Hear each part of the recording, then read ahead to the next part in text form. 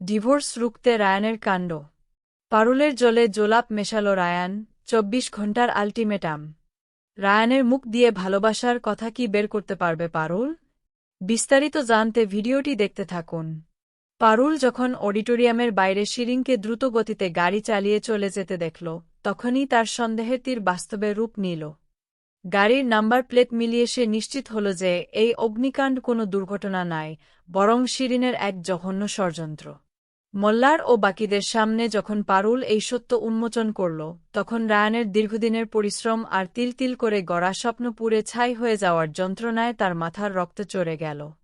নিজের মেধা আর আবেগের অবমাননা সইতে না পেরে রায়ান নিজের ওপর নিয়ন্ত্রণ হারিয়ে ফেলল।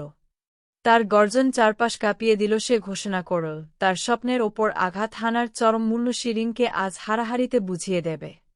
কাউকে কিছু বলার সুযোগ না দিয়েই রায়ান ঝড়ের গতিতে তার বাইক নিয়ে শিরিনের গাড়ির পিছু ধাওয়া করল। পারুল ও অন্যরা তাকে আটকানোর চেষ্টা করেও ব্যর্থ হল, কারণ তখন রায়ানের চোখে কেবল প্রতিশোধের নেশা আর পুড়ে যাওয়া স্বপ্নের ছবি। রাস্তার মাঝখানে জীবনের ঝুঁকি নিয়ে বাইক দিয়ে শিরিনের গাড়িকে আটকে দিল সে। গাড়ি থামতেই রায়ান উন্মত্তের মতো দরজা খুলে শিরিনকে এক প্রকার টেনে হিচড়ে বের করে আনল। শিরিন কিছু বুঝে ওঠার আগেই রায়ান তার গালে কষে এক থাপ্পড় মারল। রায়ানের এই রুদ্রমূর্তি দেখে ধূর্ত শিরিনও ভয়ে কুঁকড়ে গেল। রায়ান বুঝিয়ে দিল যে শান্ত মানুষের ধৈর্যের বাঁধ ভাঙলে তা আগ্নেয়গিরির চেয়েও ভয়ঙ্কর হতে পারে। এই চরম উত্তেজনার মধ্যেই পারুল এক অদ্ভুত মানসিক যন্ত্রণায় দগ্ধ হতে শুরু করল।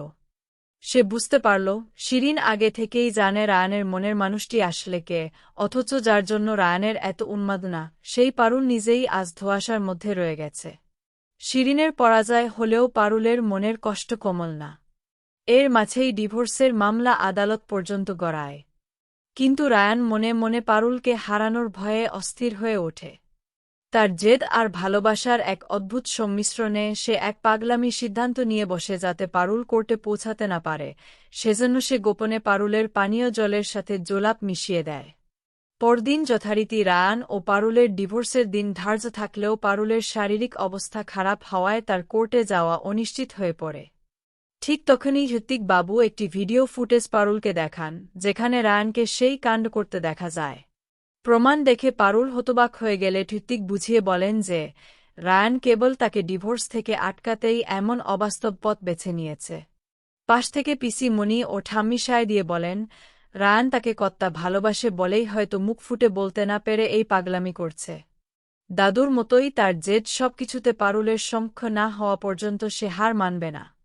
পরিবারের বড়দের কথা শুনে পারুলের জেদ এবার এক নতুন মোড় নেন। রায়ান তাকে ভালোবাসলেও কেন বারবার তা আড়াল করে রাখছে, সেই রহস্য উন্মোচনের চ্যালেঞ্জ সে গ্রহণ করে। অভিমানী পারুল সবার সামনে দ্বিকণ্ঠে ঘোষণা দেয়, রায়ানের এই অবুঝপাগলামি আর সহ্য করা হবে না। আগামী ২৪ ঘণ্টার মধ্যেই সে রায়ানকে বাধ্য করবে তার মনের লুকানো কথাগুলো নিজের মুখে স্বীকার করতে।